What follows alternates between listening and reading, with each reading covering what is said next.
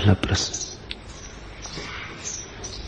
मुझे लगता है कि मेरा शरीर एक पिंजड़े या बोतल जैसा है जिसमें एक बड़ा शक्तिशाली सिंह कैद है और वह जन्मों जन्मों से सोया हुआ था, लेकिन आपके छेड़ने से वह जाग गया है। वह भूखा है और पिंजड़े से मुक्त होने के लिए बड़ा बेचैन। दिन में अनेक बार वह बौखलाकर हुंकार मारता है, गर्जन करता है और ऊपर की ओर उछलता है।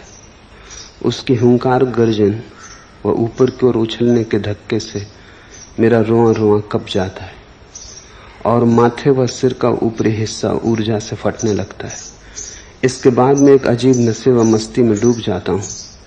फिर वह सिंह जरा शांत होकर कसमसाता, चहलकदमी करता व गुर्राता रहता है और फिर कीर्तन में या आपके स्मरण से वह मस्त होकर नाचता भी है। अनुकंपा करके समझाएं कि यह क्या हो रहा है। पूछा है योग चिन्मय ने। शुभ हो रहा है, जैसा होना चाहिए वैसा हो रहा है। इससे भयभीत मत होना, इसे होने देना, इसके साथ सहयोग करना। एक अनूठी प्रक्रिया शुरू हुई है जिसका अंतिम परिणाम मुक्ति है। हम निश्चित ही शरीर में कैद हैं। सिंह पिंजड़े में बंद है, बहुत समय से बंद है, इसलिए सिंह भूल ही गया है अपनी गर्जना को। बहुत समय से बंद है और सिंह सोचने लगा है कि यह पिंजड़ा ही उसका घर है। इतना ही नहीं, सोचने लगा है कि मैं पिंजड़ा ही हूं। देहो अहम, मैं शरीर ही हूं। चोट करनी उसी के लिए तुम मेरे पास हो कि मैं चोट करूं और तुम जगो। ये वचन जो मैं तुमसे बोल रहा हूं सिर्फ वचन नहीं है, इन्हें तीर समझना। ये छेदेंगे तुम्हें। कभी तुम नाराज भी हो जाओगे मुझ पर, क्योंकि सब शांत चल रहा था, सुविधापूर्ण था और बेचैनी खड़ी हो गई। लेकिन जागने का और कोई उपाय नहीं, पीड़ा से गुजरना होगा। जब भीतर की ऊर्जा उठेगी तो शरीर राजी नहीं होता उसे झेलने को। शरीर उसे झेलने को बना नहीं है। शरीर की सामर्थ्य बड़ी छोटी है, ऊर्जा विराट है। जैसे कोई किसी छोटे आंगन में पूरे आकाश को बंद करना चाहे। तो जब ऊर्जा जगेगी तो शरीर में कई उत्पात शुरू होंगे। सिर फटेगा। कभी कभी तो ऐसा होता है कि पूर्ण ज्ञान के बाद भी शरीर में उत्पात जारी रहते हैं। ज्ञान की घटना के पहले तो बिल्कुल स्वाभाविक है, क्योंकि शरीर राजी नहीं है। जैसे जिस बिजली के तार में 100 कैंडल की बिजली दौड़ाने की क्षमता हो, उसमें 1000 कैंडल की बिजली दौड़ा दो तो तार झंझना जाएगा, जल उठेगा। ऐसे ही जब तुम्हारे भीतर ऊर्जा जगेगी, जो सोई पड़ी थी, प्रकट होगी, तो तुम्हारा शरीर उसके लिए राजी नहीं है। शरीर तुम्हारा भिकमंगा होने के लिए राजी है, सम्राट होने को राजी नहीं है। शरीर की सीमा है, तुम्हारी कोई सीमा नहीं। झकझोरे लगेंगे, आंधियां उठेंगी।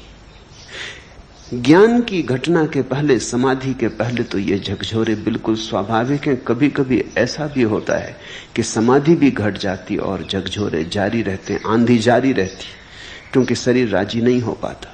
कृष्ण मूर्ति के मामले में ऐसा ही हुआ है। 40 साल से परम ज्ञान की उपलब्धि के बाद भी प्रक्रिया जारी है। शरीर झटके झेल नहीं पाता। कृष्णमूर्ति आधी रात में चिल्ला के, चीख के उठाते। गुर्राने लगते, वस्तुतः गुर्राने लगते। और सिर में 40 साल से दर्द बना हुआ है जो जाता नहीं, आता है जाता है लेकिन पूरी तरह जाता नहीं। दर्द कभी इतना प्रगाढ़ हो जाता है कि सिर फटने लगता है। कृष्णमूर्ति के पिछले 40 वर्ष शरीर की दृष्टि से बड़े कष्ट के रहे। ऐसा कभी कभी होता है, अक्सर तो समाधि के साथ साथ शरीर राजी हो जाता है, लेकिन कृष्णमूर्ति के साथ इसलिए नहीं हो पाया शांत, क्योंकि समाधि के लिए बड़ी चेष्टा की गई। थियोसॉफी के जिन विचारकों ने कृष्णमूर्ति को बड़ा किया, उन्होंने बड़ा प्रयास किया, समाधि को लाने के लिए बड़ी अथक चेष्टा की। उनकी आकांक्षा थी कि एक जगत गुरु को वो पैदा करें। जगत को जरूरत है कोई बुद्धावतार पैदा हो। कृष्णमूर्ति ने अगर अपनी ही चेष्टा से काम किया होता तो शायद उन्हें 1-2 जन्म और लग जाते, लेकिन तब ये अड़चन न होती। त्वरा के साथ काम किया गया, जो 2 जन्मों में होना चाहिए था वो शीघ्रता से घट गया। घट तो गया लेकिन शरीर राजी नहीं हो पाया, आकस्मिक घट गया। शरीर तैयार न था और घट गया। तो 40 वर्ष शारीरिक पीड़ा के रहे। आज भी कृष्णमूर्ति रात गुर्राते, नींद से उठाते, ऊर्जा सोने नहीं देती, चीखते हैं। ये थोड़ी हैरानी की बात मालूम होगी कि परम ज्ञान को व्यक्ति रात में चीखे, लेकिन पूरा गणित साफ है। जिस घटना को घटने में 2 जन्म कम से कम लगते, वो बड़ी शीघ्रता से घटा ली गई। उसके लिए शरीर तैयार नहीं हो पाया था, इसलिए प्रक्रिया अभी भी जारी है। घटना घट गई और तैयारी जारी है। घर पहुंच गए और शरीर पीछे रह गया है, वो अभी भी घसीट रहा है। आत्मा घर पहुंच गई, शरीर घर नहीं पहुंचा है। वो जो घसटन है वो जारी है, उससे दर्द है, पीड़ा है। तो इससे घबराना मत। ये समाधि के आने की पहली खबरें, ये समाधि के पहले चरण हैं। इन्हें सौभाग्य मानना, इनसे राजी हो जाना। इन्हें सौभाग्य मान के राजी हो जाओगे तो शीघ्र ये धीरे धीरे शांत हो जाएंगे। और जैसे जैसे शरीर इनके लिए राजी होने लगेगा, सहयोग करने लगेगा, वैसे वैसे शरीर की पात्रता और क्षमता बढ़ जाएगी। उस असीम को पुकारा है तो असीम बनना होगा। उस विराट को चुनौती दी है तो विराट बनना होगा। पुरानी बाइबल में बड़ी अनूठी कथा है जैकब की। जैकब ईश्वर की खोज करने में लगा है। उसने अपनी सारी संपत्ति बेच दी, अपने सारे परिजनों, अपनी पत्नी, अपने बच्चे, अपने नौकर, सबको अपने से दूर भेज दिया। वह एकांत नदी तट पर ईश्वर की प्रतीक्षा कर रहा है। ईश्वर का आगमन हुआ, लेकिन घटना बड़ी अद्भुत है कि जैकब ईश्वर से कुश्ती करने लगा। अब ईश्वर से कोई कुश्ती करता है, लेकिन जैकब ईश्वर से उलझने लगा। कहते हैं रात भर दोनों लड़ते रहे। सुबह होते होते, भोर होते होते जैकब हार पाया। जब ईश्वर उसे जाने लगा तो जैकब ने ईश्वर के पैर पकड़ लिए और कहा, मुझे आशीर्वाद तो दे दो।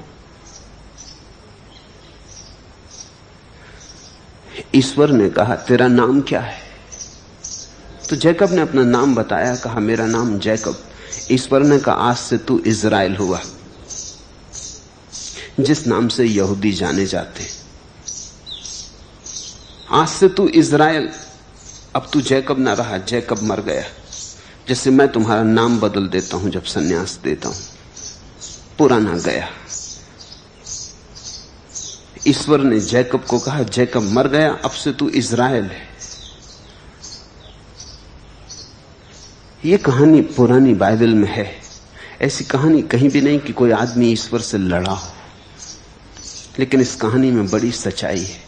जब वो परम ऊर्जा उतरती है तो करीब करीब जो घटना घटती है वो लड़ाई जैसी ही है। और जब वो परम घटना घट जाती है और तुम ईश्वर से हार जाते हो और तुम्हारा शरीर पस्त हो जाता है और तुम हार स्वीकार कर लेते हो, तो तुम्हारी परम दीक्षा हुई। उसी घड़ी ईश्वर का आशीर्वाद बरसता है, तब तुम नए हुए, तभी तुमने पहली बार अमृत का स्वाद चखा। तो योग चिन्ह में करीब करीब वहां है जहां जैकब रहा होगा। रात कितनी बड़ी होगी कहना कठिन है, संघर्ष कितना होगा कहना कठिन है, कोई भविष्यवाणी नहीं की जा सकती, लेकिन सुबह संघर्ष, इस ऊर्जा को सहारा देना। ये जो सिंह भीतर मुक्त होना चाहता है, यही तुम हो। ये जो ऊर्जा उठना चाहती है सिर की तरफ, काम केंद्र से सहस्त्रार की तरफ जाना चाहती, राह बनाना चाहती, यही तुम हो। ये जन्मों जन्मों से कुंडली मार के पड़ी थी, अब ये फन उठाना शुरू कर रही है। सौभाग्यशाली हो, धन्यभागी हो।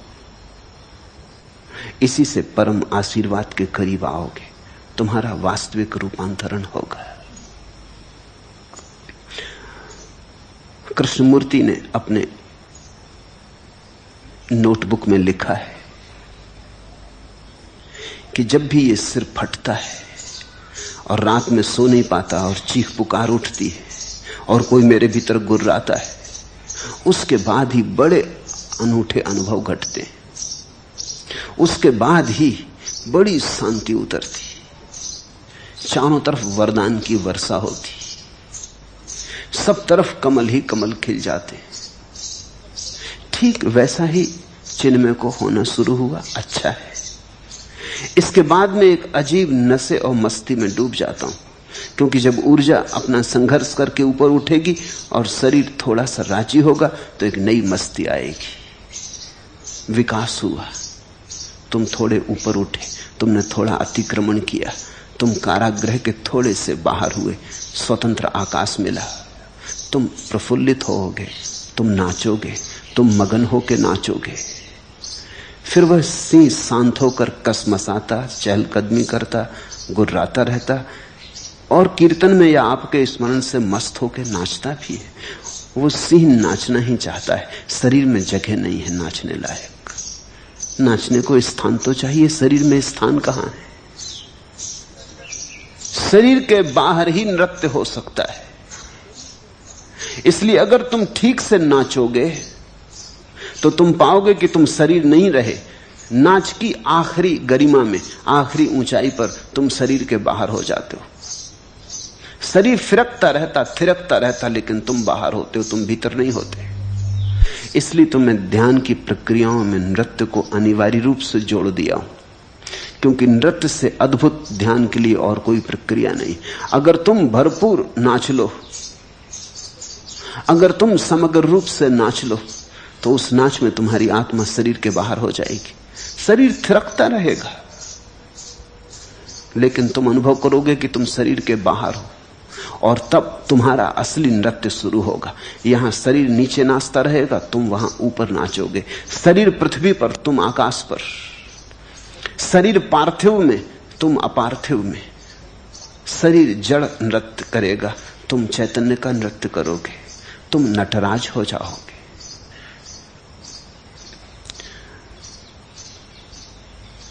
पूछा है समझाएं क्या हो रहा है? अनूठा हो रहा है, अद्भुत हो रहा है, अपूर्व हो रहा है। समझाने योग्य नहीं है जो हो रहा है, अनुभव करने योग्य है। जो भी मैं कहूंगा उससे कुछ समझ में नहीं आएगा, उससे इतना ही हो सकता है कि तुम ज्यादा सरलता से इसे स्वीकार करने में समर्थ हो जाओ, इससे राजी हो जाओ। इसे दबाना मत। स्वाभाविक मन होता है दबाने का कि ये क्या पागलपन है कि मैं सिंह की तरह गुर्रा रहा हूं। ये गर्जना कैसी, लोग पागल समझेंगे। तो स्वाभाविक मन होता है कि दबा लो इसे, छिपा लो इसे, मत किसी को पता चलने दो, कोई क्या कहेगा, फिक्र मत करना। कौन क्या कहता है इसकी फिक्र मत करना। लोग पागल कहें तो पागल हो जाना। पागल हुए बिना कभी कोई परमहंस हुआ है? तुम तो अपने भीतर पर ध्यान देना। अगर इससे आनंद आ रहा है, मस्ती आ रही, सुरा बरस रही, तो तुम फिक्र मत करना।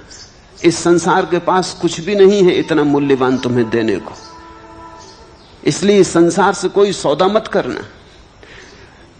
इंच भर भी आत्मा मत बेचना अगर पूरे जगत का साम्राज्य भी बदले में मिलता हो। जीसस ने कहा है पूरा जगत भी मिल जाए और आत्मा खो जाए तो क्या सार। आत्मा बच जाए और सारा जगत भी खो जाए तो भी सार ही सार है। हिम्मत रखना, साहस रखना, भरोसे से, श्रद्धा से बढ़े जाना। जल्दी ही धीरे धीरे करके शरीर राजी हो जाएगा। तब गर्जना भी खो जाएगी, तब नृत्य ही रह जाएगा। तब सिंह तड़फेगा नहीं, क्योंकि सिंह को रास्ता मिल जाएगा। जब जाना चाहे बाहर चला जाए, जब आना चाहे तब भीतर आ जाए। तब ये देह कारागृह नहीं रह जाती, तब ये देह विश्राम का स्थल हो जाती। तुम जब आना हो भीतर आ जाओ, जब तुम जाना हो बाहर चले जाओ। जब तुम इतनी सरलता से बाहर भीतर आ सकते हो जैसे अपने घर में आते जाते हो। सर्दी है, शीत लग रही, तो तुम बाहर चले जाते हो, धूप में बैठ जाते हो। फिर धूप बढ़ गई, सूरज चढ़ाया, गर्मी होने लगी, पसीना बहने लगा, तुम उठ के भीतर चले आते हो। जैसे तुम अपने घर में बाहर भीतर आते हो, तो घर कारागृह नहीं है। ऐसा अगर तुम कारागृह में बैठे हो तो इतनी सुविधा नहीं है कि जब तुम्हारा दिल हो बाहर आ जाओ, जब तुम्हारा दिल हो भीतर आ जाओ। कारागृह में तुम बंदी हो, घर में तुम मालिक हो। जैसे जैसे तुम्हारा सिंह नाच सकेगा बाहर, उड़ सकेगा आकाश में, चांद तारों के साथ खेल सकेगा, फिर कोई बात नहीं, फिर शरीर से कोई झगड़ा नहीं। फिर शरीर विश्राम का स्थल है। जब थक जाएगा तुम भीतर लौट के विश्राम भी करोगे। फिर शरीर से कोई दुश्मनी भी नहीं, शरीर फिर मंदिर है।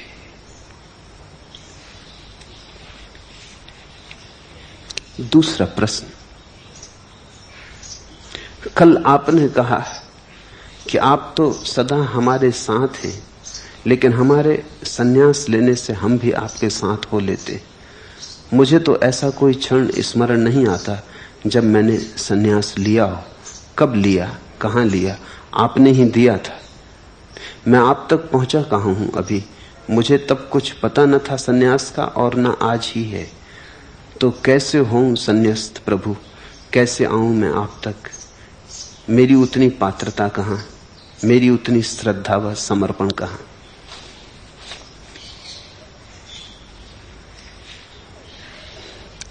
ऐसा भी बहुत बार हुआ है कि मैंने सन्यास उनको भी दिया है जिन्हें सन्यास का कोई भी पता नहीं। उन्हें भी सन्यास दिया है जो सन्यास लेने आए नहीं थे। उन्हें भी सन्यास दिया है जिन्होंने कभी स्वप्न में भी सन्यास के लिए नहीं सोचा था। क्योंकि तुम्हारे मन को ही मैं नहीं देखता, तुम्हारे मन के अचेतन में दबी हुई बहुत सी बातों को देखता हूं। कल रात्रि ही एक युवती आई, उससे मैंने पूछा भी नहीं। उससे मैंने कहा आंख बंद कर और सन्यास ले। उससे मैंने पूछा भी नहीं कि तू सन्यास चाहती। उसने आंख बंद कर ली और सन्यास स्वीकार कर लिया। अन्यथा आदमी चौंकता है, आदमी सोचता है। सन्यास लेना है तो महीनों सोचते हैं, कुछ लोग वर्षों सोचते हैं, कुछ तो सोचते सोचते मर गए और नहीं ले पाए।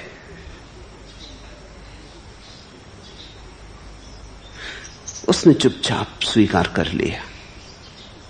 उसे चेतन रूप से कुछ भी पता नहीं। लेकिन हम नए थोड़ी हैं, हम अति प्राचीन हैं। वो युवती बहुत जन्मों से खोजती रही, ध्यान की उसके पास संपदा है। उस संपदा को देख के ही मैंने कहा कि तू डूब, आंख बंद कर। उससे मैंने कहा तुझसे मैं पूछूंगा नहीं कि तुझे सन्यास लेना या नहीं, पूछने की कोई जरूरत नहीं। ऐसा ही मैंने दयाल को भी सन्यास दिया था। दयाल का ये प्रश्न है, दयाल से पूछा नहीं, दयाल को पता भी नहीं तुम्हें अपना ही पता कहां है, तुम कहां से आते हो पता नहीं, क्या क्या संचित संपदा लाते हो पता नहीं, क्या क्या तुमने किया है अनेक अनेक जन्मों में उसका तुम्हें पता नहीं, क्या क्या तुमने खोज लिया था, क्या क्या अधूरा रह गया है उसका तुम्हें कुछ पता नहीं। हर बार मौत आती है और तुमने जो किया था सब चौपट कर जाती। तुम में से बहुत ऐसे हैं जो बहुत बार संन्यास्त हो चुके, हर बार मौत आके चौपट कर गई और तुम्हारी इतनी स्मृति नहीं है कि तुम याद कर लो। ऐसा ही समझो कि तुम एक काम कर रहे थे, तुम एक चित्र बना रहे थे, अधूरा बना पाए थे कि मौत आ गई। बस मौत आ गई तो तुम भूल गए, फिर तुम जन्मे। फिर अगर तुम्हें वो अधूरी चित्र की सूचना भी मिल जाए, वो अधूरा चित्र भी तुम्हारे सामने लाकर रख दिया जाए, तो भी तुम्हें याद नहीं आता, क्योंकि तुमने तो सोचा ही नहीं इस जन्म में कि मैं और चित्रकार। और अगर मैं तुमसे कहूं इसे पूरा कर लो, ये अधूरा पड़ा है, तुमने बड़ी आकांक्षा से बनाया था, तुमने बड़ी गहन अभीप्सा से रचा था, अब इसे पूरा कर लो। मौत बीच में आ गई थी, अधूरा छूट गया था। तुम कहोगे मुझे तो कुछ पता नहीं, आप पकड़ा देते हैं तूलिका तो ठीक है, लेकिन मुझे तूलिका पकड़ना भी नहीं आता। आप रख देते हैं ये रंग तो ठीक है, रंग दूंगा, लेकिन मुझे कुछ पता नहीं कि चित्र कैसे बनाए जाते हैं। फिर भी मैं तुमसे कहता हूं शुरू करो, शुरू करने से ही याद आ जाएगी। चलो पकड़ो तूलिका हाथ में, याद आ जाए शायद। ऐसा हुआ दूसरे महायुद्ध में, एक सैनिक गिरा चोट खाकर, उसकी स्मृति खो गई गिरते ही, सिर पे चोट लगी, स्मृति के तंतु अस्त व्यस्त हो गए, वो भूल गया अपना नाम भी, वो भूल गया मैं कौन हूं। और युद्ध के मैदान से जब वो लाया गया तो वो बेहोश था, कहीं उसका तगमा भी गिर गया, उसका नंबर भी गिर गया। बड़ी कठिनाई खड़ी हो गई। जब वो होश में आया तो न उसे अपना नंबर पता है, न अपना नाम पता है, न अपना ओहदा पता है। मनोवैज्ञानिकों ने बड़ी चेष्टा की, खोजबीन करने की, सब तरह के उपाय किए, कुछ पता न चले। वो आदमी बिल्कुल कोरा हो गया, जैसे अचानक उसकी स्मृतियों से सारा संबंध टूट गया। फिर किसी ने सुझाव दिया कि अब एक ही उपाय कि इसे इंग्लैंड में घुमाया जाए। वो इंग्लैंड की सेना का आदमी था, इसे इंग्लैंड में घुमाया जाए, शायद अपने गांव के पास पहुंच के इसे याद आ जाए। तो उसे इंग्लैंड में घुमाया गया, ट्रेन पे बिठा के 2 आदमी उसे लेके चले। हर स्टेशन पे गाड़ी रुकती, वो उसे नीचे उतारते, वो देखता खड़े होके। वो थक गए, इंग्लैंड छोटा मुल्क है इसलिए बहुत अड़चन न थी, सब जगह घुमा दिया। और अंततः एक छोटे से स्टेशन पर जहां गाड़ी रुकती भी नहीं थी, लेकिन किसी कारणवश रुक गई, वो आदमी नीचे उतरा, उसने स्टेशन पर लगी तख्ती देखी, उसने कहा अरे ये रहा मेरा गांव। वो दौड़ने लगा, वो पीछे भूल ही गया कि मेरे साथ 2 आदमी हैं। वो 2 आदमी उसके पीछे भागने लगे। वो स्टेशन से निकल के गांव में दौड़ा, सब याद आ गया, गली कूचे याद आ गए। उसने किसी से पूछा भी नहीं, गले कूचों को पार करके वो अपने घर के सामने पहुंच गया। उसने कहा अरे ये रहा मेरा घर, ये रहा मेरा नाम, ये मेरी तख्ती भी लगी। उसे सब याद आ गई, बस एक चोट पड़ी कि फिर उसे सारी याद आ गई। विस्मृति खो गई, स्मृति का तंतु फिर जुड़ गया। तो कभी कभी मैं जैसे दयाल को संन्यास दिया, इसी आशा में कि घुमाऊंगा गेरुए वस्त्रों में, शायद याद आ जाए कि तुम पहले भी गेरुए वस्त्रों में घूमे हो।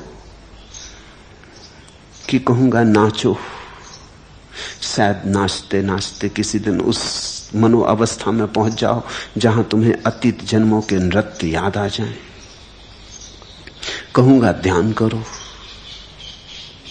ध्यान करते करते शायद अचेतन का कोई द्वार खुल जाए, स्मृतियों का बहाव आ जाए।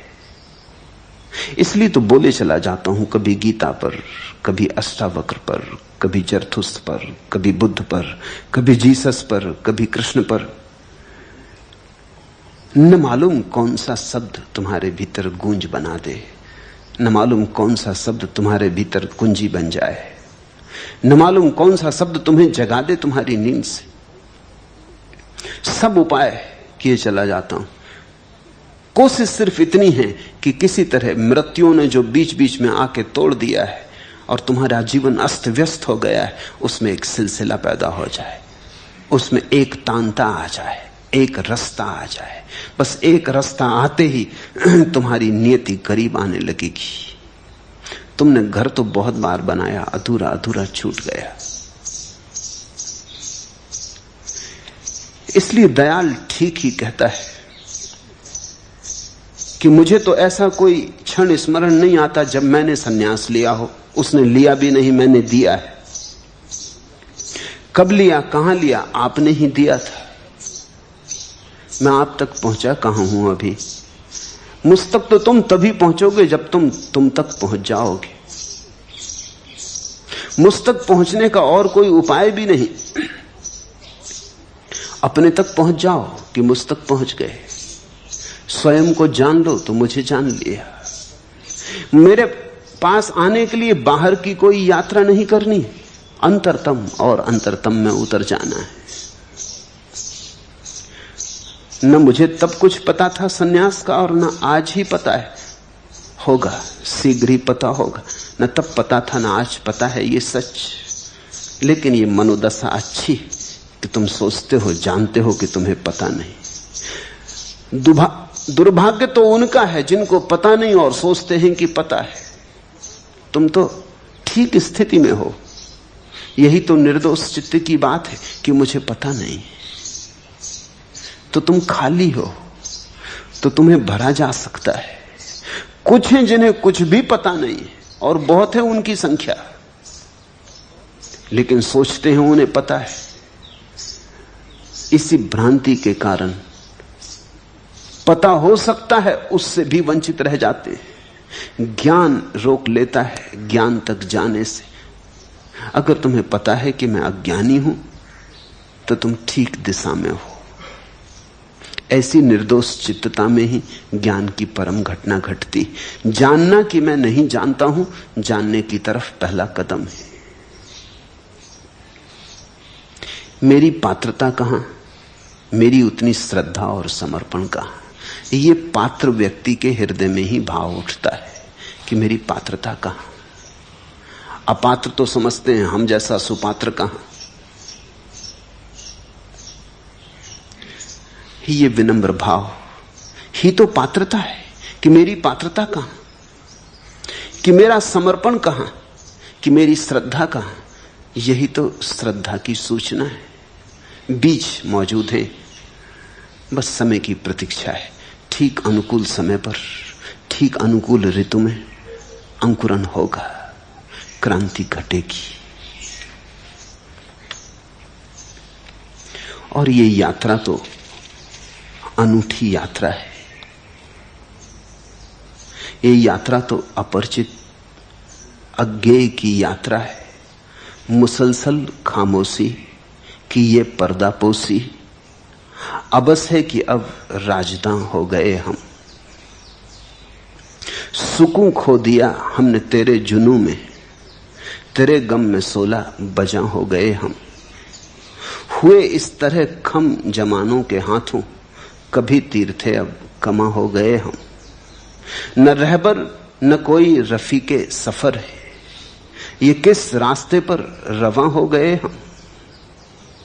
हमें बेखुदी में बड़ा लुत्फ आया कि गुम हो के मंजिल निसा हो गए हम। ये मंजिल ऐसी है कि खो के मिलती है। तुम जब तक हो तब तक नहीं मिलेगी, तुम खोए की मिलेगी। हमें बेखुदी में बड़ा लुत्फ आया, जहां तुम नहीं, जहां तुम्हारा अहंकार गया, जहां बेखुदी आई। हमें बेखुदी में बड़ा लुत्फ आया कि गुम होके मंजिल निसा हो गए हम, कि खोके और पहुंच गए। यह रास्ता मिटने का रास्ता है। तो अगर तुम्हें लगता है मेरी समर्पण की पात्रता कहां, मिटना शुरू हो गए, बेखुदी आने लगी। अगर तुम्हें लगता है कि मेरी श्रद्धा कहां, तो बेखुदी आने लगी, तुम मिटने लगे। सन्यास यही है कि तुम मिट जाओ ताकि परमात्मा हो सके। न रहबर न कोई रफीके सफर है। ये तो बड़ी अकेले की यात्रा है। न कोई रहबर न रफीके सफर है, न कोई साथी है, न कोई मार्गदर्शक है। अंततः तो गुरु भी छूट जाता है, क्योंकि वहां इतनी जगह भी कहां।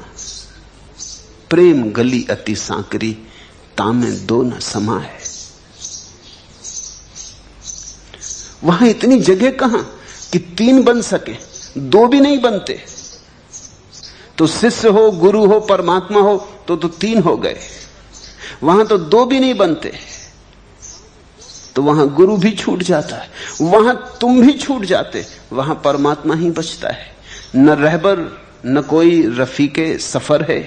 ये किस रास्ते पर रवां हो गए हो। सन्यास तो बड़ी अनजानी यात्रा है, बड़ी हिम्मत, बड़े साहस की यात्रा है। जो अनजान में उतरने का जोखिम ले सकते हैं उनकी। ये होशियारों, हिसाब लगाने वालों का काम नहीं।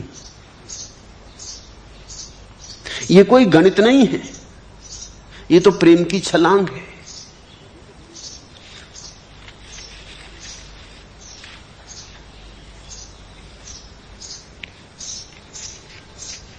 तीसरा प्रश्न, आपने कहा कि तू अभी यहीं इसी क्षण मुक्त है, लेकिन मैं इस मैं से कैसे मुक्त हूं? कैसे पूछा कि चूक गए, फिर समझे नहीं। यही तो अष्टावक्र का पूरा उपदेश है। अनुष्ठान कैसे, यानी अनुष्ठान कैसे, यानी किस विधि से, विधि विधान।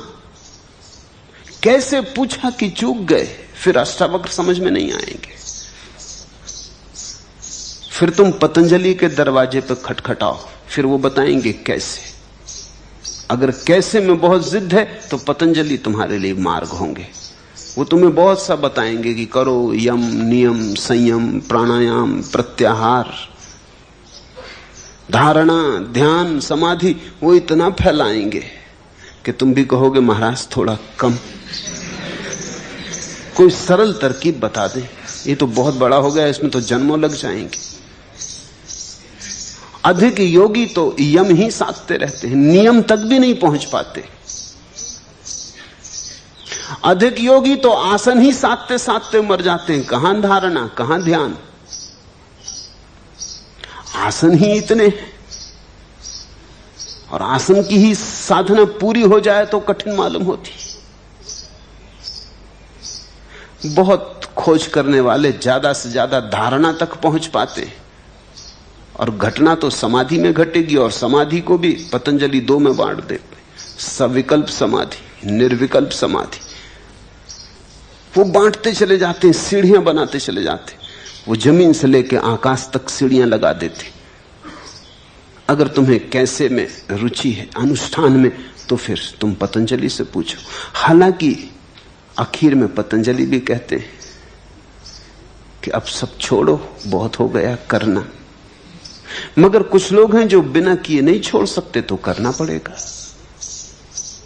ऐसा ही समझो कि छोटा बच्चा है, घर में शोरगुल मचाता है, ऊधम करता है। तुम कहते हो बैठ शांत, तो वो बैठ भी जाता है तो भी उबलता है।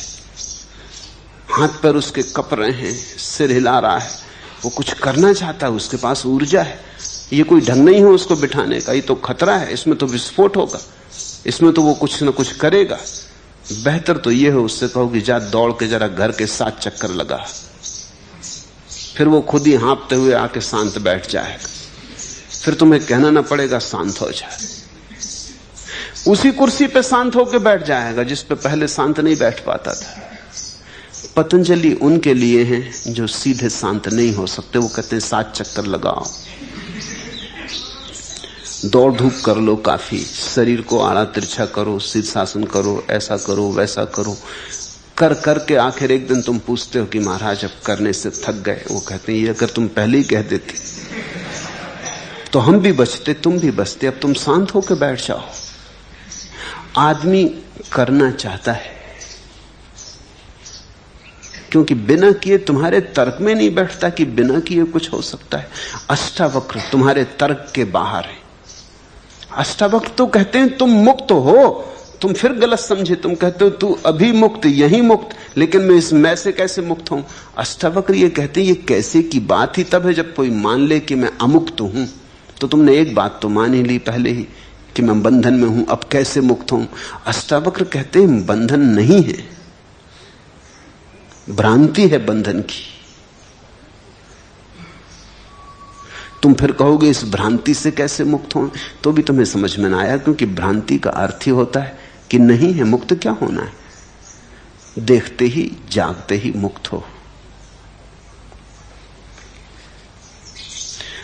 अगर तरकीबों में पड़े तो बड़ी मुश्किल में पड़ोगे। हर तरकीब खोटी पड़ गई, आखिर जिंदगी छोटी पड़ गई। ऐसे अगर तरकीबों में पड़े तो तुम पाओगे एक जिंदगी क्या अनेक जिंदगियां छोटी हैं, तरकीबें बहुत हैं। कितने कितने जन्मों से तो तरकीबें साधते रहे। करने पे तुम्हारा भरोसा है क्योंकि करने से अहंकार बढ़ता है। पतंजलि कह रहे हैं कुछ करो मत, करने वाला परमात्मा है, जो हो रहा है हो रहा है, तुम उसमें सम्मिलित हो जाओ। तुम इतना भी मत पूछो कि इस मैं से कैसे मुक्त हूं। अगर ये मैं हो रहा है तो होने तो तुम हो कौन जो इससे मुक्त होने की चेष्टा करो। तुम इसे भी स्वीकार कर लेते हो कि ठीक है, अगर ये हो रहा है तो यही हो रहा है, तुमने तो बनाया नहीं। याद है तुमने कब बनाया है इसे, तुमने तो ढाला नहीं, तुम तो इसे लाए नहीं। तो जिसे तुम नहीं लाए उससे तुम छूट कैसे सकोगे, जो तुमने ढाला नहीं उसे तुम मिटाओगे कैसे। तुम कहते हो क्या कर सकते हैं, 2 आंखें मिली, 1 नाक मिली, ऐसा ये अहंकार भी मिला, ये सब मिला है, अपने हाथ में कुछ भी नहीं। तो जो है ठीक है, मैं भी सही, ये भी ठीक है। इसमें रंच मात्र भी शिकायत ना रखो।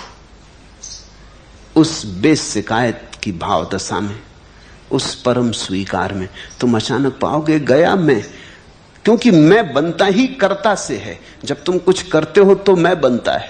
अब तुम एक नई बात पूछ रहे हो कि मैं को कैसे मिटाऊं, तो ये मिटाने वाला मैं बन जाएगा, कहीं भाग बच ना पाओगे तुम। इसलिए तो विनम्र आदमी का भी अहंकार होता है, और कभी कभी अहंकारी आदमी से ज्यादा बड़ा होता है। तुमने देखा विनम्र आदमी का अहंकार, वो कहता है मैं आपके पैर की धूल, मगर उसकी आंख में देखना वो क्या कह रहा है।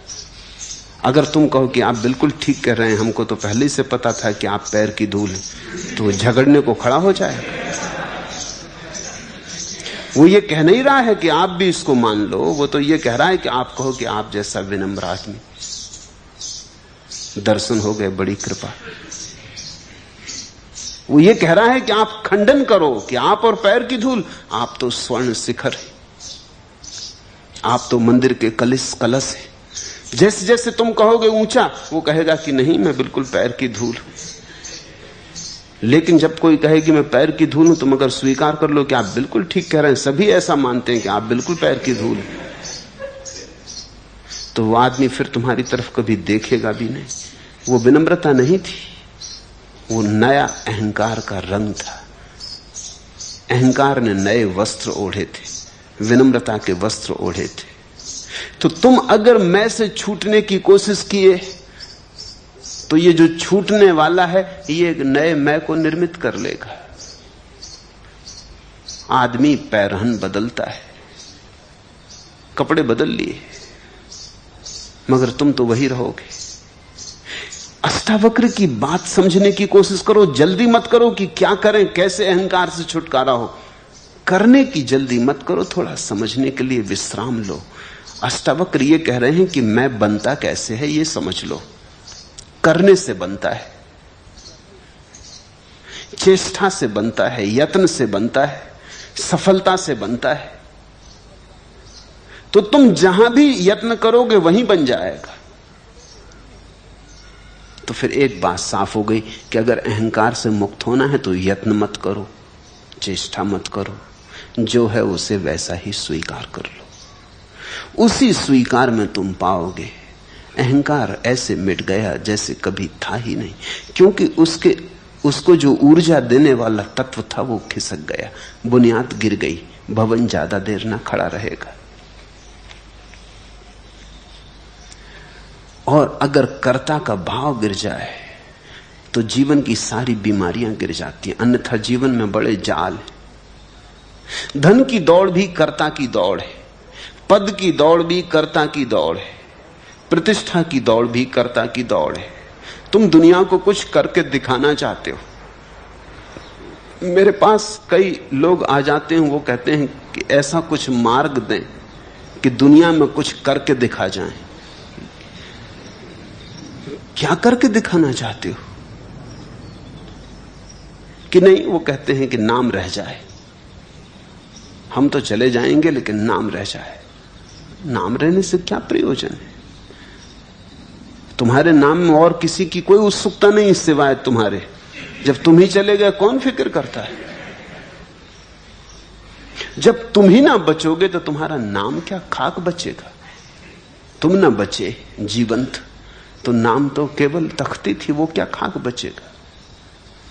कौन फिक्र करता तुम्हारे नाम की? और नाम बच भी गया तो क्या सार है? किन्हीं किताबों में दबा पड़ा रहेगा, तड़फेगा वह। सिकंदर का नाम है, नेपोलियन का नाम है, क्या सार है? नहीं, लेकिन हमें बचपन से ये रोग सिखाए गए। बचपन से ये कहा गया कुछ करके मरना, बिना करे मत मर जाना। अच्छा हो तो अच्छा, नहीं तो बुरा करके मरना, लेकिन नाम छोड़ जाना। लोग कहते हैं बदनाम हुए तो क्या, कुछ नाम तो होगा ही। अगर ठीक रास्ता ना मिले तो उल्टे रास्ते से कुछ करना, लेकिन नाम छोड़ के जाना। लोग ऐसे दीवाने हैं कि पहाड़ जाते हैं तो पत्थर पे नाम खोद आते, पुराना किला देखने जाते हैं तो दीवारों पे नाम लिखाते। और जो आदमी नाम लिख रहा है वो ये भी नहीं देखता कि दूसरे नाम पहुंच के लिख रहा है। तुम्हारा नाम कोई दूसरा पहुंच के लिख जाएगा, तुम दूसरे का पहुंच के लिख रहे हो। दूसरों के लिखे उनके ऊपर तुम अपना लिख रहे हो और मोटे अक्षरों में, कोई और आके उससे मोटे अक्षरों में लिख जाएगा। किस पागलपन में पड़े हो?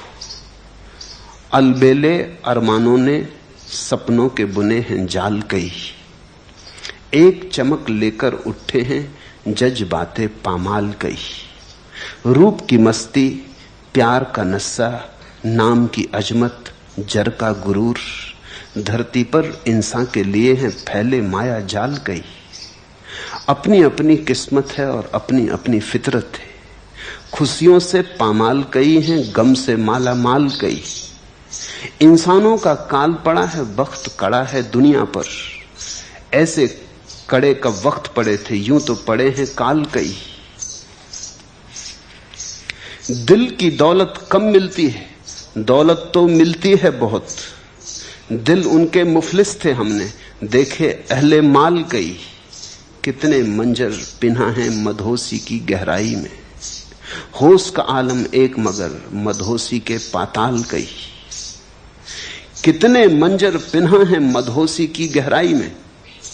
ये जो हमारी मूर्छा है, इसमें कितने दृश्य छिपे हैं, दृश्य के बाद दृश्य, पर्दे के पीछे पर्दे, कहानियों के पीछे कहानियां। ये जो हमारी मूर्छा है, इसमें कितने पाताल छिपे, धन के, पद के, प्रतिष्ठा के, सपनों के जाल बिछे।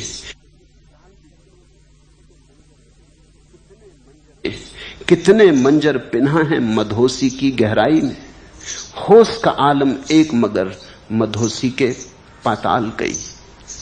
लेकिन जो होश में आ गया है उसका आलम एक है, उसका स्वभाव एक है, उसका स्वरूप एक है, उसका स्वाद एक है। बुद्ध ने कहा है जैसे चखो सागर को कहीं भी तो खारा है, ऐसा ही तुम मुझे चखो तो मैं सभी जगह से होशपूर्ण। मेरा एक ही स्वाद है, होश। वही स्वाद अष्टावक्र का है। करता नहीं, भोगता नहीं, साक्षी। तो ये तो पूछो ही मत कैसे, क्योंकि कैसे में तो करता आ गया, भोगता आ गया, तो तुम चूक गए, अष्टावक्र की बात चूक गए। अष्टावक्र इतना ही कहते हैं, जो भी है उसे देखो, साक्षी बनो, बस देखो। अहंकार है तो अहंकार को देखो, करने का क्या है?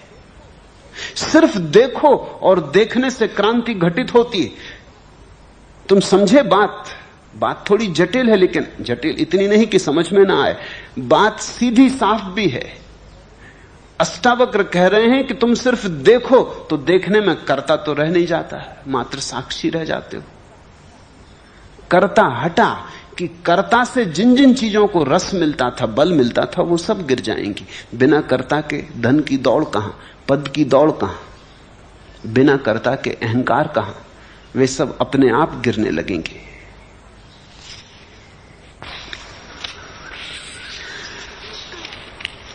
एक बात साध लो, साक्षी, शेष कुछ भी करने को नहीं, शेष सब अपने से हो जाएगा। शेष सदा होता ही रहा है, तुम नाहा के बीच बीच में खड़े हो जाते। मैंने सुना है एक हाथी एक पुल पर से गुजरता था, हाथी का वजन पुल कपने लगा, एक मक्खी उसकी सूंड पे बैठी थी। जब दोनों उस पार हो गए तो मक्खी ने कहा, बेटा हमने पुल को बिल्कुल हिला दिया। हाथी ने कहा, देवी मुझे तेरा पता ही ना था जब तक तू बोली न थी कि तू भी है।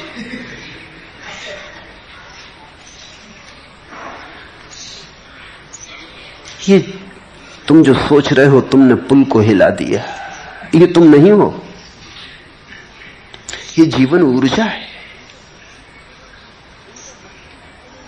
तुम तो मक्खी की तरह हो जो जीवन ऊर्जा पर बैठे कहते, बेटी बेटा देखो कैसा हिला दिया। ये अहंकार तो सिर्फ तुम्हारे ऊपर बैठा, तुम्हारी जो अनंत ऊर्जा है उससे सब कुछ हो रहा है। वो परमात्मा की ऊर्जा है, उसमें तुम्हारा कुछ लेना देना नहीं।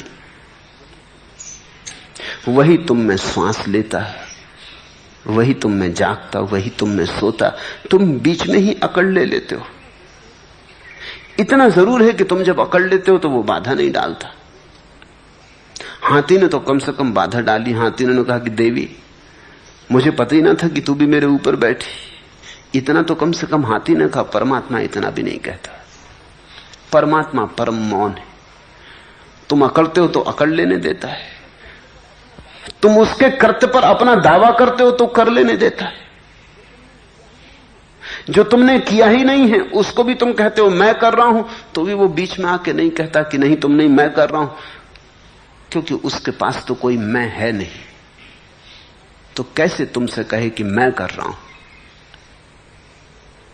इसलिए तुम्हारी भ्रांति चलती जाती। लेकिन गौर से देखो, थोड़ा आंख खोल के देखो, तुम्हारे किए थोड़ी कुछ हो रहा है, सब अपने से हो रहा है। यही नियति का अपूर्व सिद्धांत है, भाग्य का अपूर्व सिद्धांत है कि सब अपने से हो रहा है। गलत लोगों ने उसके गलत अर्थ ले लिए, गलत लोगों की भूल। अन्यथा भाग्य का इतना ही अर्थ है कि भाग्य के सिद्धांत को अगर तुम ठीक से समझ लो तो तुम साक्षी रह जाओगे और कुछ करने को नहीं है फिर। लेकिन भाग्य से लोगों ने साक्षी तो न बने, अकर्मण्य बन गए। अकर्ता तो न बने, अकर्मण्य बन गए। अकर्ता और अकर्मण्य में भेद है।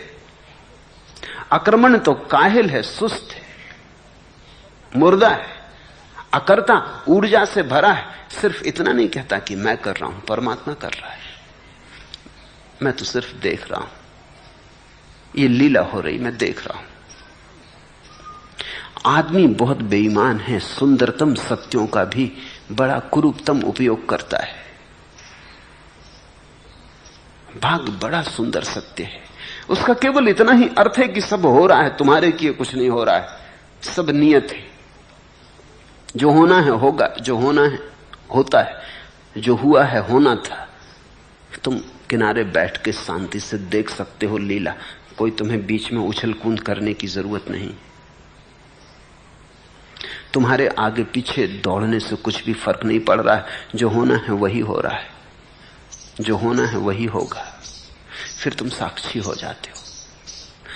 साक्षी की तरफ ले जाने के लिए भाग्य का ढांचा खोजा गया था। लोग साक्षी की तरफ तो नहीं गए, लोग अकर्मण्य होकर बैठ गए। उन्होंने कहा जब जो होना है होना है तो फिर ठीक, फिर हम करें ही क्यों।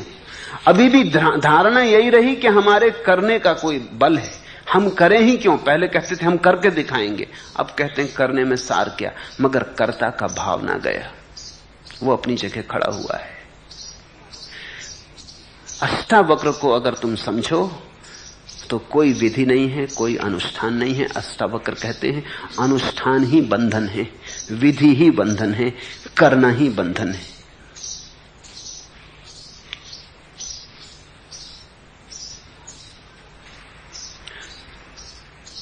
पांचवा प्रश्न, आपकी अनुकंपा से आकाश देख पाता हूं, प्रकाश के अनुभव भी होते हैं और भीतर के बहाव के साथ भी एक हो पाता हूं, लेकिन जब काम वासना पकड़ती है तब उसमें भी उतना ही डूबना चाहता हूं जितना ध्यान में।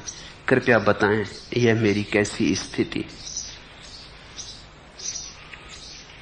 पहली बात, काम वासना के भी साक्षी बनो, उसके भी नियंता मत बनो, उसको भी जबरदस्ती नियंत्रण में लाने की चेष्टा मत करो, उसके भी साक्षी रहो।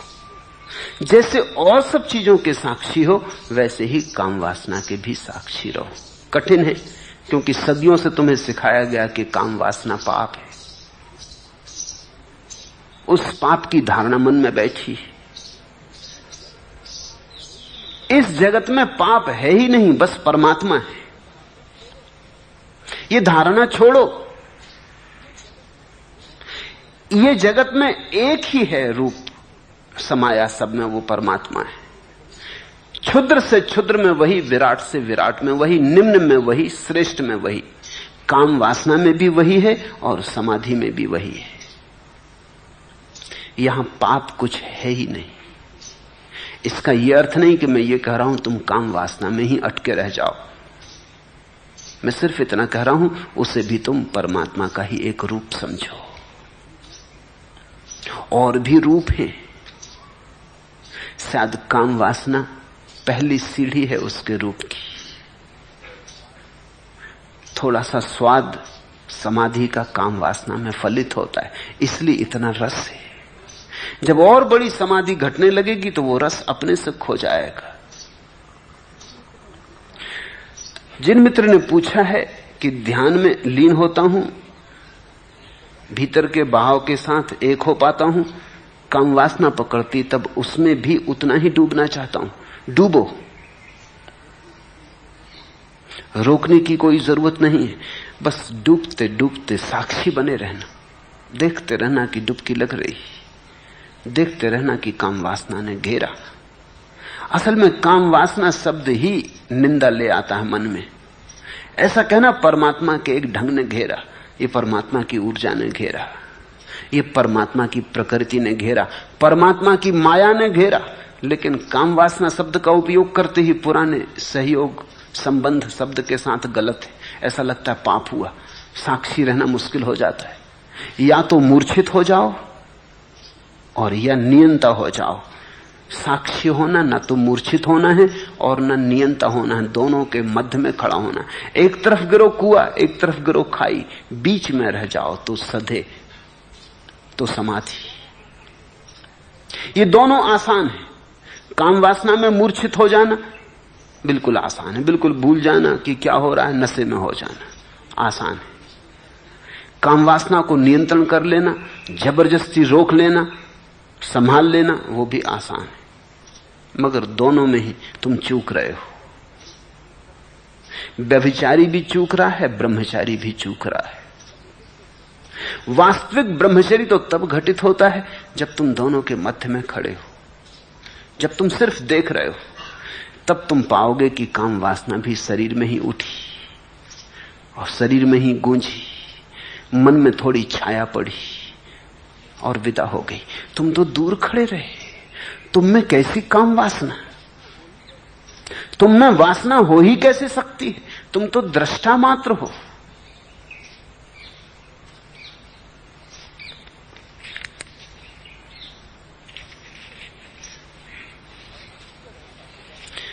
और अक्सर ऐसा होगा कि जब ध्यान ठीक लगने लगेगा तो काम वासना जोर पकड़ेगी।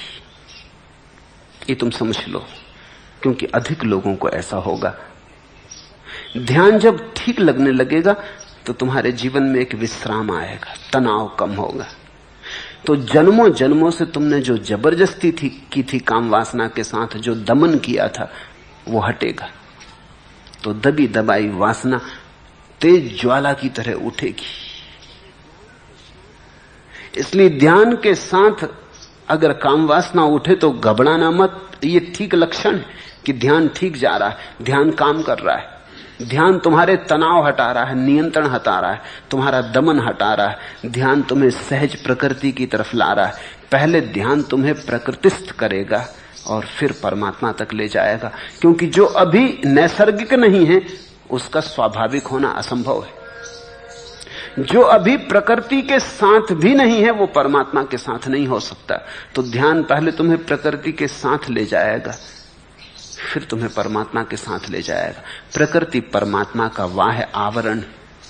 अगर उससे भी तुम्हारा मेल नहीं है तो अंतरतम के परमात्मा से कैसे मेल होगा? प्रकृति तो परमात्मा के मंदिर की सीढ़ियां हैं। अगर तुम सीढ़ियां ही ना चढ़े तो मंदिर के अंतर्गृह में कैसे प्रवेश होगा? अगर तुम मेरी बात समझ पाओ तो अब और दमन मत करो, अब चुपचाप उसे भी स्वीकार कर लो। परमात्मा जो दृश्य दिखाता है शुभ ही होगा, परमात्मा दिखाता है तो शुभ ही होगा। तुम नियंत्रण मत करो और न तुम निर्णायक बनो, और न तुम पीछे से खड़े होकर ये कहो कि ये ठीक और ये गलत, मैं ऐसा करना चाहता और ऐसा नहीं करना चाहता।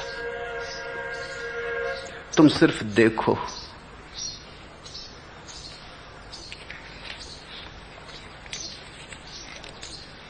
उम्र ढलती जा रही, समाए अरमा भी पिघलती जा रही, रफ्ता रफ्ता आग बुझती जा रही, शौक रमते जा रहे हैं, सैल थमते जा रहे हैं, राग थमता जा रहा है, खामोशी का रंग जमता जा रहा है, आग बुझती जा रही। ठीक हो रहा है, लेकिन इसके पहले कि आग बुझे आखिरी लपट उठेगी। तुम चिकित्सकों से पूछो, मरने के पहले आदमी थोड़ी देर को बिल्कुल स्वस्थ हो जाता है, सब बीमारियां खो जाती।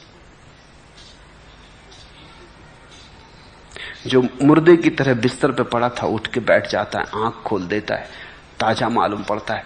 मरने के थोड़ी देर पहले सब बीमारियां खो जाती, क्योंकि जीवन आखिरी छलांग लेता है, ऊर्जा जीवन की फिर से उठती है। तुमने देखा दिया बुझने के पहले आखिरी भभक से जलता है। इसके पहले कि आखिरी तेल चुक जाए, आखिरी बूंद तेल की पी के भभक उठता है, वो आखिरी भभक है। सुबह होने के पहले रात देखा कैसी अंधेरी हो जाती, वो आखिरी भभक है। ऐसे ही ध्यान में भी जब तुम गहरे उतरोगे तो तुम पाओगे आग जब बुझने के करीब आने लगती तो आखिरी भभक, काम ऊर्जा भी उठेगी। उम्र ढलती जा रही है, समाए अरमा भी पिघलती जा रही है, कामना का दिया पिघल रहा है, उम्र ढल रही, रफ्ता रफ्ता आग बुझती जा रही, शौक रमते जा रहे, सैल थमते जा रहे, प्रवाह रुक रहा जीवन का, राग थमता जा रहा है, खामोशी का रंग जमता जा रहा है, ध्यान का रंग जम रहा है, मौन का रंग जम रहा है, खामोशी का रंग जमता जा रहा है, आग बुझती जा रही। इसमें किसी भी घड़ी भभक उठेगी, ऐसी भभक ही उठ रही है। उसे देख लो, उसे दबा मत देना, अन्यथा फिर तुम्हारे भीतर सरक जाएगी। छुटकारा होने के करीब है, तुम उसे दबा मत लेना, अन्यथा फिर बंधन शुरू हो जाए। जो दबाया गया है वो फिर निकलेगा, जिसके साथ तुमने जबरदस्ती की है वो फिर आएगा। जाने ही दो, निकल ही जाने दो, बह जाने दो, होने दो भबक कितनी ही बड़ी। तुम शांत भाव से देखते रहो, तुम्हारे ध्यान में कुछ बाधा नहीं पड़ती इससे, तुम साक्षी बने रहो।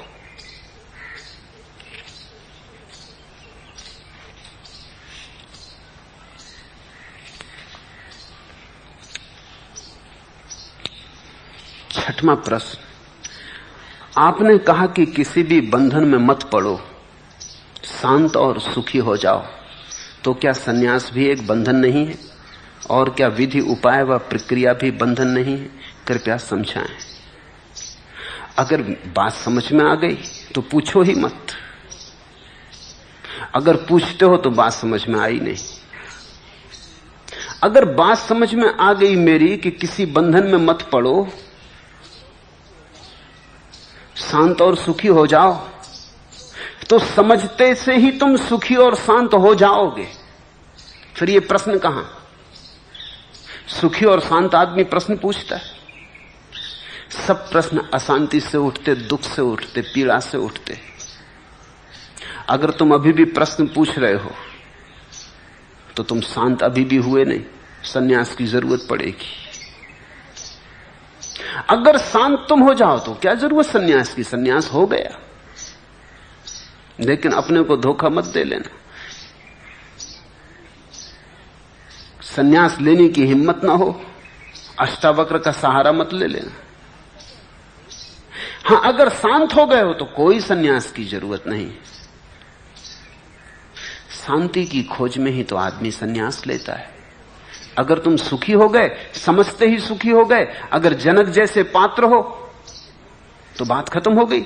मगर तब ये प्रश्न ना उठता। जनक ने प्रश्न नहीं पूछा, जनक ने कहा, अहो प्रभु, तो मैं मुक्त हूं।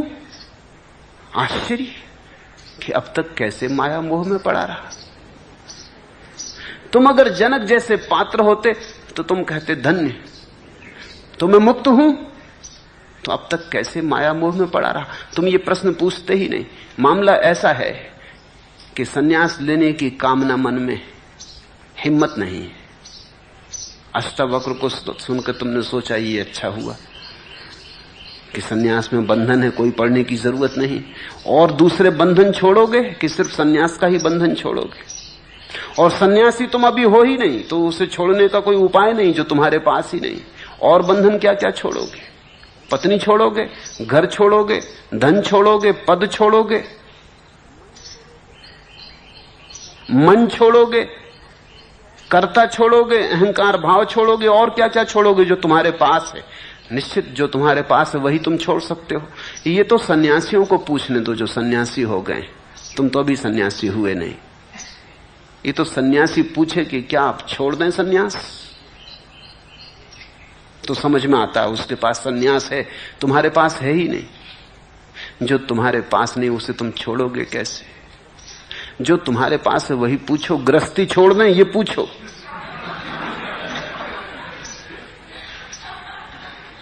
अष्टावक्र की पूरी बात सुनकर तुमको इतना ही समझ में आया कि सन्यास बंधन है और कोई चीज बंधन है? आदमी चालाक है, मन बेईमान है।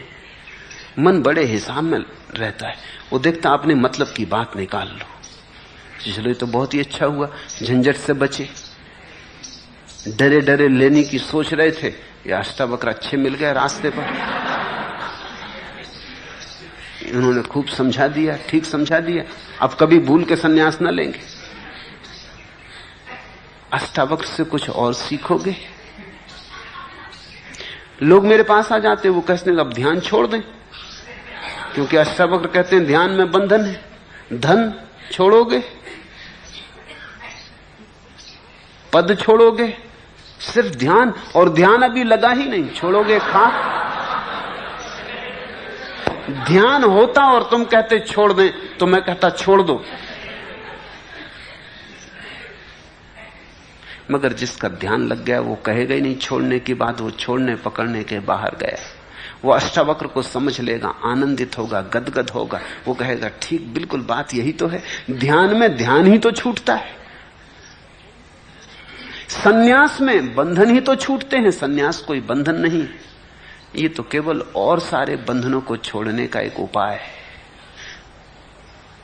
अंततः तो ये भी छूट जाएगा। ऐसा ही समझो कि पैर में कांटा लगा तो तुम दूसरा कांटा उठा के पहले कांटे को निकाल लेते हो। दूसरा कांटा भी कांटा है, लेकिन पहले कांटे को निकालने के काम आ जाता है। फिर तो तुम दोनों फेंक देते हो। फिर दूसरे कांटे को संभाल के थोड़ी रखते कि इसने बड़ी कृपा की कि पहले कांटे को निकाल दिया। फिर ऐसा थोड़ी करते कि पहला कांटा जहां लगा था वहां दूसरा लगा लो, ये बड़ा प्रिय। सन्यास तो कांटा है, संसार का कांटा लगा है, उसे निकालने का एक उपाय है। अगर तुम बिना कांटे के निकाल सको, बड़ा शुभ। अष्टावक्र की बात समझ में आ जाए तो इससे शुभ और क्या हो सकता है। फिर किसी सन्यास की कोई जरूरत नहीं। लेकिन जरा सोच लेना, कहीं ये बेईमानी ना हो। अगर बेईमानी हो तो हिम्मत करो और सन्यास में उतरो। कभी ऐसी घड़ी आएगी जब सन्यास को भी छोड़ने के तुम योग्य हो जाओगे। लेकिन छोड़ना क्या है? जब समझ आती है तो छोड़ने को कुछ भी नहीं, सब छूट जाता है। यही तो जनक ने कहा कि प्रभु ये शरीर भी छूट गया। अभी जनक शरीर में है, शरीर छूट नहीं गया, लेकिन जनक कहते हैं ये शरीर भी छूट गया, ये सारा संसार भी छूट गया, ये सब छूट गया। मैं बिल्कुल अलिप्त, भावातीत हो गया। कैसी कुशलता आपके उपदेश की, ये कैसी कला। कुछ भी हुआ नहीं, न महल छूटा, न संसार छूटा, न शरीर छूटा, और सब छूट गया।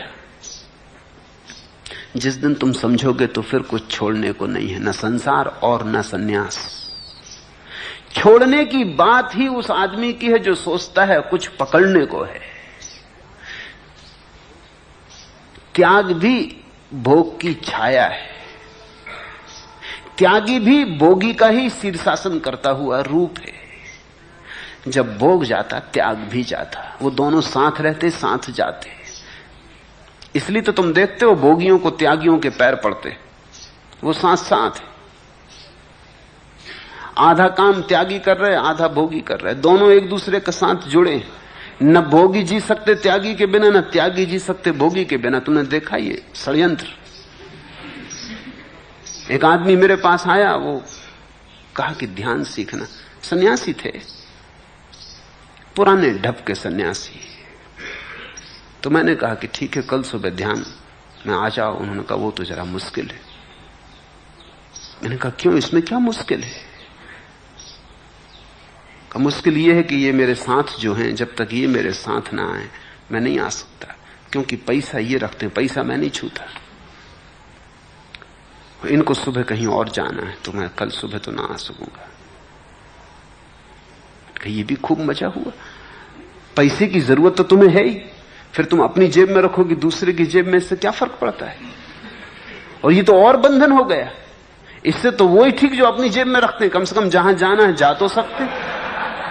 अभी एक अजीब मामला हो गया कि ये आदमी जब तक साथ ना हो तब तक तुम आ नहीं सकते, क्योंकि टैक्सी में पैसा देना पड़ेंगे, पैसा हम छूते नहीं। तो तुम अपना पाप इस आदमी से करवा रहे हो, अपना पाप खुद करो। ये बड़े मजे की बात है कि टैक्सी में तुम बैठोगे, नरक ये जाएगा।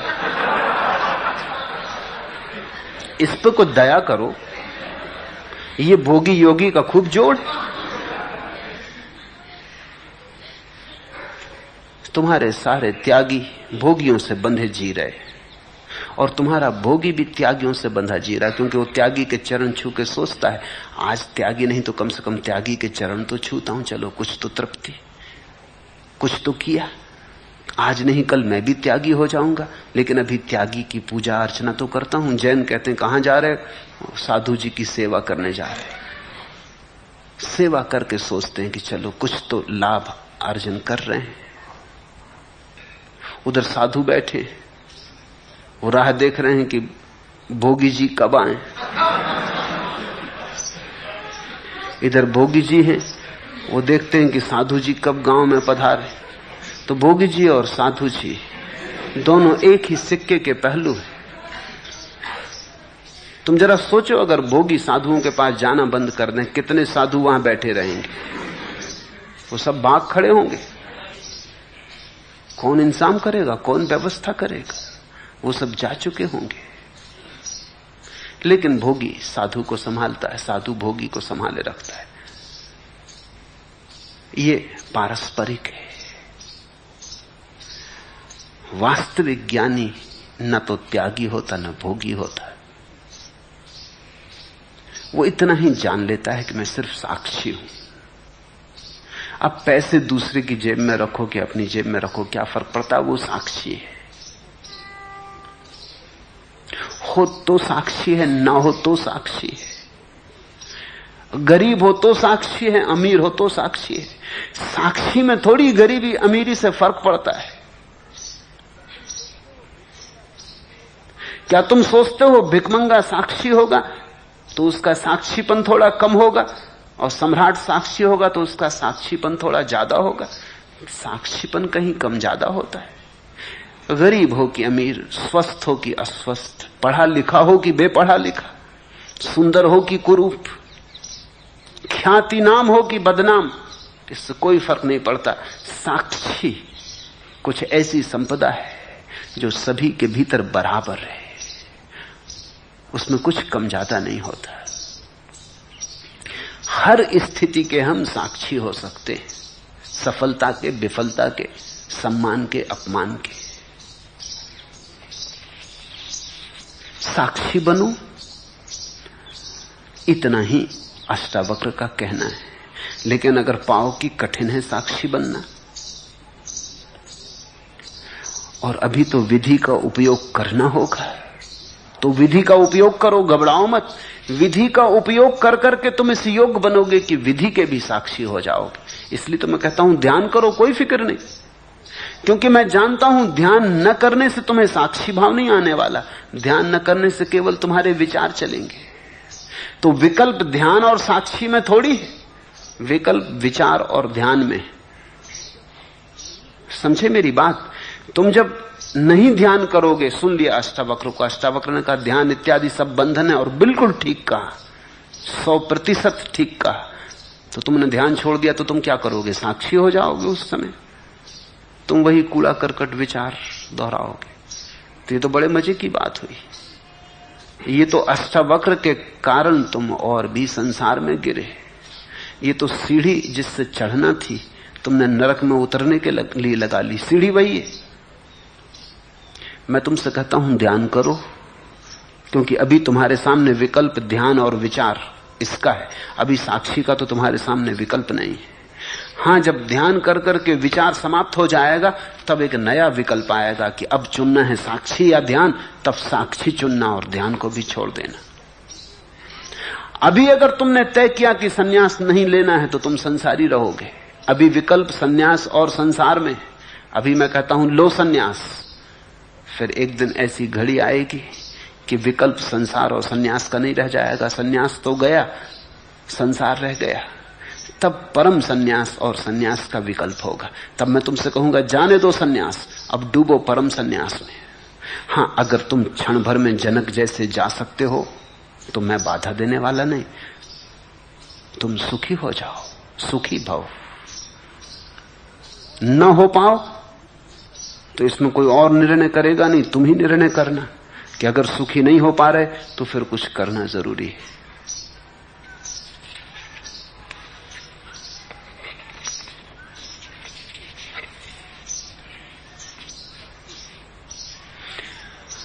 सत्य भी तुम असत्य कर ले सकते हो,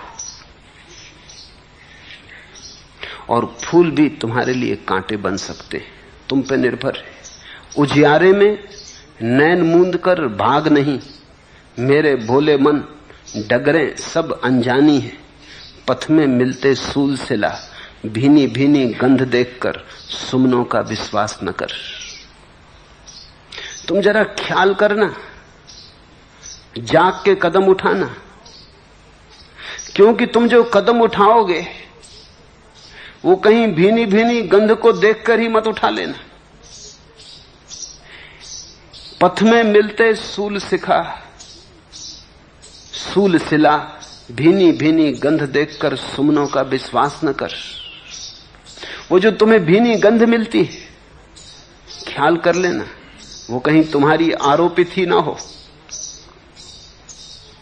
वो कहीं तुम्हारा लोभ ही ना हो, वो तुम्हारा कहीं भय ही ना हो, वो कहीं तुम्हारी कमजोरी ही ना हो जो तुम आरोपित कर लेते हो। और उस भीनी गंध में तुम भटक मत जाना।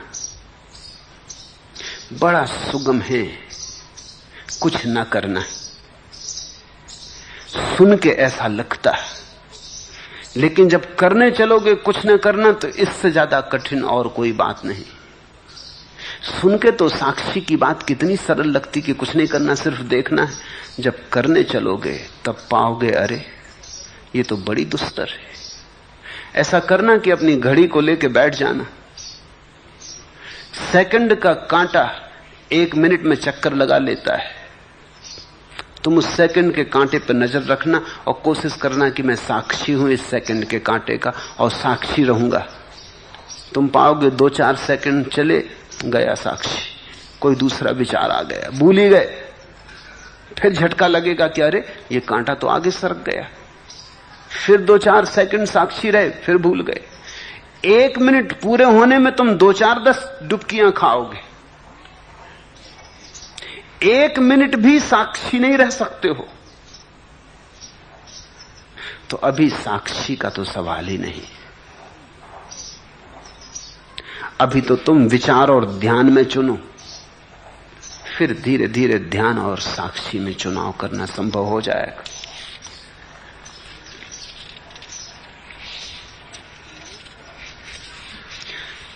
सन्यास का पूछते हो तो सन्यास तो सिर्फ मेरे साथ होने की एक भावभंगिमा है।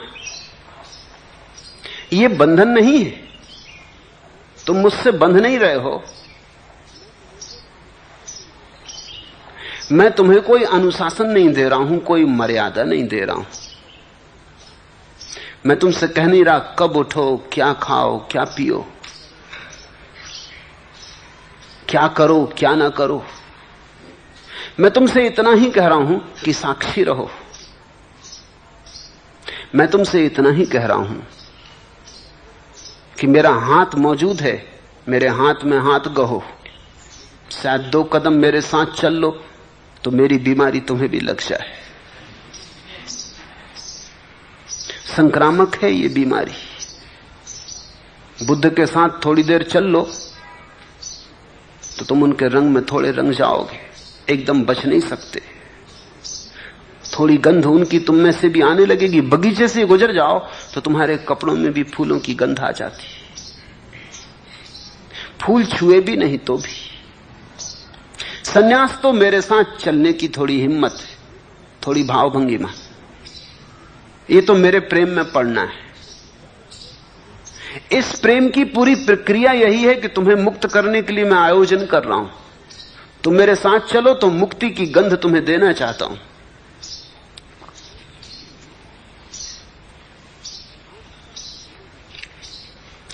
सांस का पुतला हूं मैं, जरा से बंधा हूं और मरण को दे दिया गया हूं। पर एक जो प्यार है ना, उसी के द्वारा जीवन मुक्त में किया गया हूं।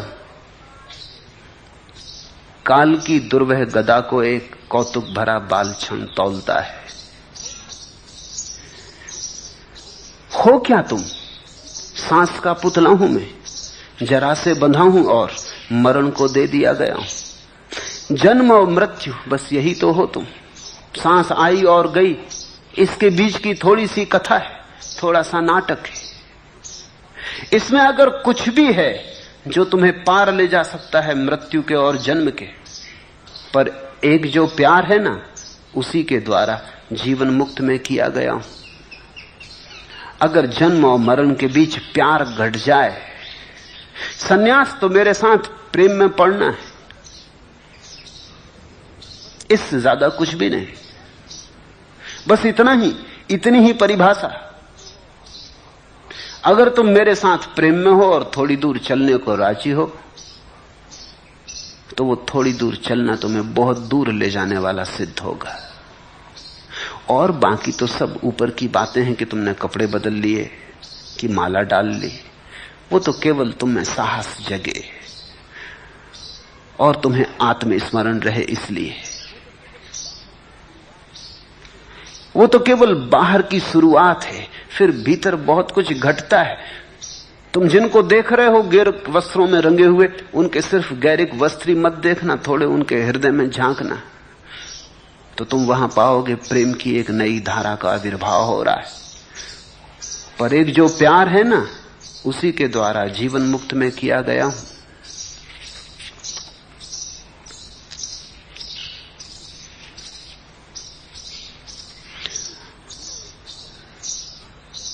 मुझे गिरने दो तुम्हारे ऊपर।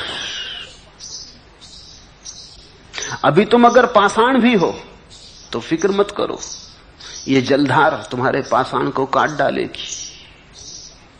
किरण जब मुझ पर झरी, मैंने कहा मैं वज्र कठोर हूं, पत्थर सनातन। किरण बोली, भला ऐसा? तुम्ही को खोजती थी मैं, तुम्ही से मंदिर गढ़ूंगी, तुम्हारे अंतःकरण से तेज की प्रतिमा उकेरूंगी। स्तब्ध मुझको किरण ने अनुराग से दुलरा लिया। किरण जब मुझ पर झरी, मैंने कहा मैं वज्र कठोर हूं, पत्थर सनातन। तुम भी यही मुझसे कहते हो कि नहीं, आप हमें बदल ना पाएंगे, कि हम पत्थर हैं बहुत प्राचीन, कि न बदलने की हमने कसम खा ली। लेकिन मैं तुमसे कहता हूं, किरण बोली, भला ऐसा? तुम्ही को तो खोजती थी मैं, तुम्ही से मंदिर गढ़ूंगी, तुम्हारे अंतःकरण से तेज की प्रतिमा उकेरूंगी। स्तब्ध मुझको किरण ने अनुराग से दुलरा लिया। ये गैरिक वस्तु तो केवल मेरे प्रेम की सूचना है, तुम्हारे प्रेम की मेरे तरफ, मेरे प्रेम की तुम्हारी तरफ। ये तो एक गठबंधन है।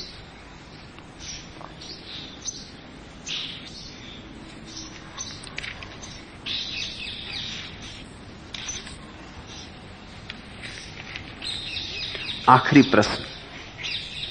हे प्रिय प्यारे, प्रणाम ले लो, इन आंसुओं को मुकाम दे दो।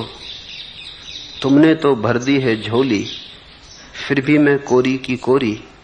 हे प्रिय प्यारे मीत हमारे, शीस श्रीफल चरण तुम्हारे। जया ने पूछा है। जया मेरे करीब है बहुत वर्षों से।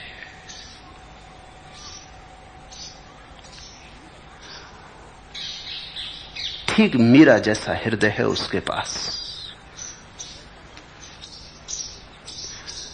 वैसा ही गीत है दबा उसके हृदय में, वैसा ही नृत्य है उसके हृदय में दबा। जब प्रकट होगा, जब वो अपनी महिमा में प्रकट होगी, तो एक दूसरी मीरा प्रकट होगी। ठीक समय की प्रतीक्षा है। कभी भी किरण उतरेगी और अंधकार कटेगा। और हिम्मतवर है, इसलिए भविष्यवाणी की जा सकती कि होगा।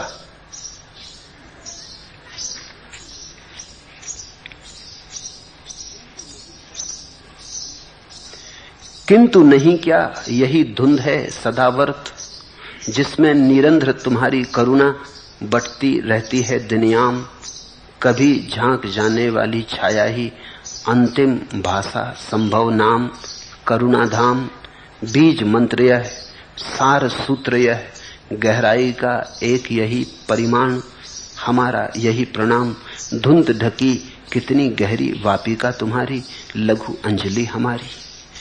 प्रभु के सामने तो हमारे हाथ सदा छोटे ही पड़ जाते हैं, हमारी अंजलि छोटी है। धुंध ढकी कितनी गहरी वापिका तुम्हारी, लघु अंजलि हमारी। जिनके हृदय में भी प्रेम है, उन्हें सदा ही लगेगा हमारी अंजलि बड़ी छोटी। पूछा है जया ने, हे प्रिय प्यारे प्रणाम ले लो, इन आंसुओं को मुकाम दे दो। तुमने तो भर दी है झोली, फिर भी मैं कोरी की कोरी। ये कुछ ऐसा भराव है कि इसमें आदमी और शून्य होता चला जाता। ये शून्य का ही भराव है, ये शून्य से ही भराव है। तुम्हें कोरे करने का ही मेरा प्रयास है। अगर तुम कोरे हो गए तो मैं सफल हो गया, अगर तुम भरे रह गए तो मैं असफल हो गया। तुम जब बिल्कुल कोरे हो जाओगे और तुम्हारे भीतर कुछ भी न रह जाएगी, कोई रेखा, कोई शब्द, कोई कूड़ा कचरा, तुम्हारी उस शून्यता में ही परमात्मा प्रकट होगा।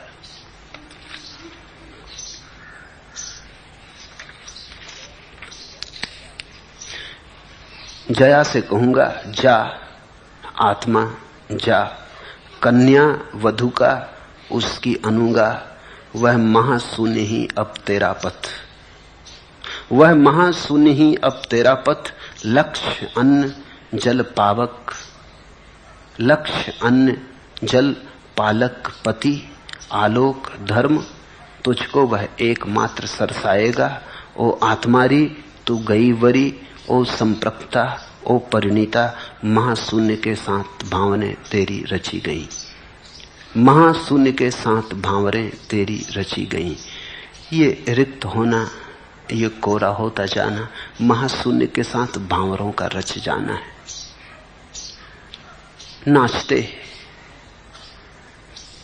उस शून्य के महाभाव को प्रकट करते, गुनगुनाते मस्त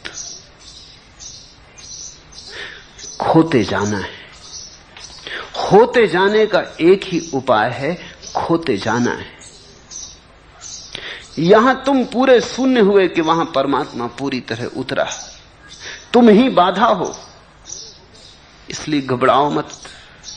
कोरे हो गए तो सब हो गया। महाराष्ट्र में कथा है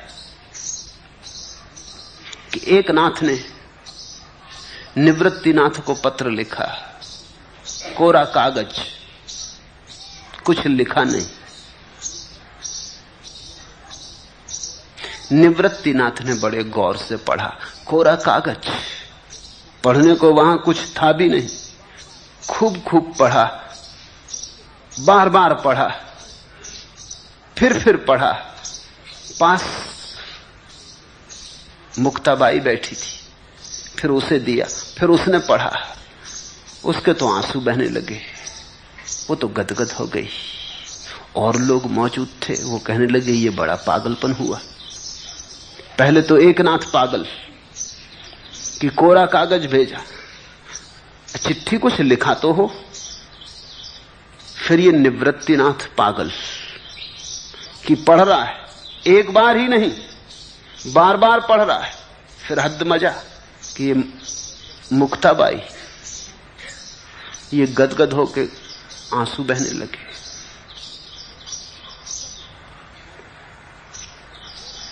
सब शास्त्र कोरे कागज है, और कोरा कागज पढ़ना आ जाए तो सब शास्त्र पढ़ने आ गए। वेद, कुरान, गुरु ग्रंथ, गीता, उपनिषद, बाइबल, धम्मपद, जिसने कोरा कागज पढ़ लिया सब आ गया। तुम कोरे कागज जैसे हो जाओ, इसी चेष्टा में संलग्न, तुम्हें मिटाने में लगाओ, क्योंकि तुम ही बाधा हो।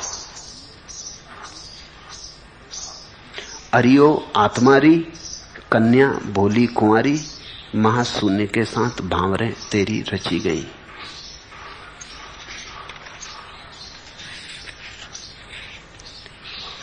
हरिओम तत्सत। आज इतना ही।